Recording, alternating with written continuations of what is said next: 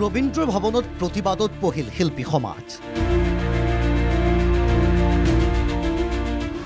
শীঘ্ৰে ৰবীন্দ্ৰ ভবন মুকলি কৰে দিয়াৰ দাবি প্ৰতিবাদী শিল্পী সমাজৰ।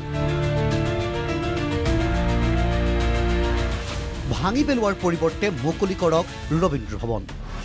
আবেগত আমাৰ কান্দে হিয়া, রবীন্দ্র ভবন আমাক উভতাই দিয়া।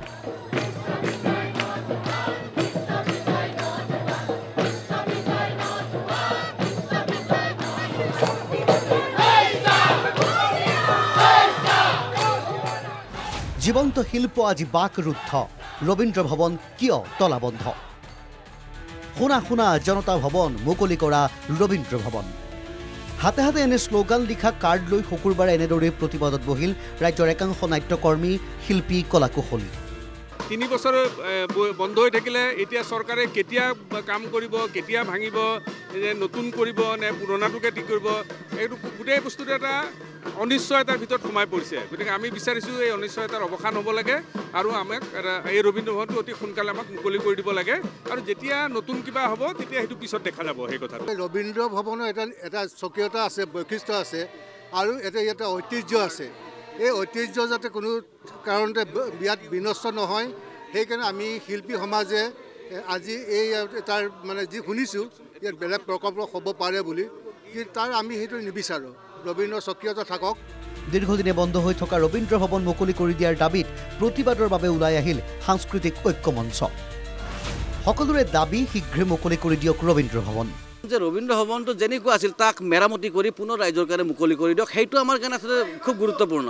তো এজন বিজেপি হওক, কংগ্ৰেছ হওক, প্ৰত্যেক ৰাজনৈতিক দলৰ কাৰণে নিজৰ অফিচটো খুব মৰমৰ, শ্ৰদ্ধাৰ। ঠিক তেনেকৈ আমাৰ কাৰণে নাট্যকৰ্মীসকলৰ কাৰণে ৰবীন্দ্ৰ ভৱনটো একে আৱেগৰ আৰু শ্ৰদ্ধাৰ। গতিকে আমি তাক মুকলি কৰি দিয়াৰ কাৰণে আহ্বান জনাইছোঁ।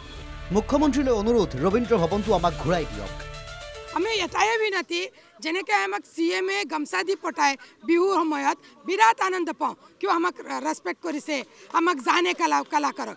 আমি এইটোও বিচাৰোঁ যে আমি বিচাৰি আছোঁ, আমি ভিক্ষা কৰি আছোঁ, ভিক্ষা দিয়ক বুলি কৰিছোঁ। ৰবীন্দ্ৰ ভৱন আমাক ভিক্ষা দিয়ক, আমি নাটক কৰিম।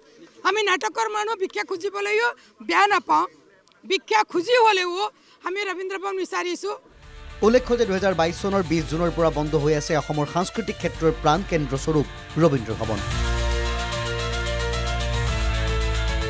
যাৰ বাবে নাট মঞ্চস্থকে ধৰি বিভিন্ন অনুষ্ঠান পৰিৱেশনৰ পৰা বঞ্চিত হৈ আছে ৰাজ্যৰ নাট্যকৰ্মীসকল। দুবাৰকৈ কোটি কোটি টকা খৰচ কৰিও নিৰ্মাণ কৰা হ'ল ভৱনটো, কিন্তু উৰণ সেতু নিৰ্মাণৰ দোহাই দি 2022 পৰা বন্ধ কৰি ৰখা হৈছে ৰবীন্দ্ৰ ভৱন। আনকি অত্যাধুনিক ৰূপত নতুনকৈ ৰবীন্দ্ৰ ভৱন নিৰ্মাণৰ চৰ্চাও চলি আছে, কিন্তু আজিলৈকে নাই চৰকাৰী তথ্য প্ৰমাণ।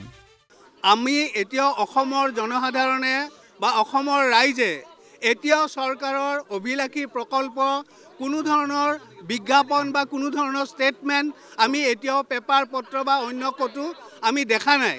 তেওঁলোকে যদি ফাইলৰ ভিতৰত কাম কৰিছে সেয়া আমাৰ অৱগত নহয়। আমাৰ অনুৰোধ আৰু আহ্বান যে ৰবীন্দ্ৰ ভৱনটো ৰবীন্দ্ৰ ভৱন হৈ থাকক, এই ঠাইতে থাকক আৰু সকলো শিল্পীৰ কাৰণে ৰবীন্দ্ৰ ভৱনৰ দুৱাৰ মুকলি কৰি দিয়ক। সেই সকলোৰে দাবী ৰবীন্দ্ৰ ভৱনটো এনেকৈ থাকিবলৈ দিয়ক।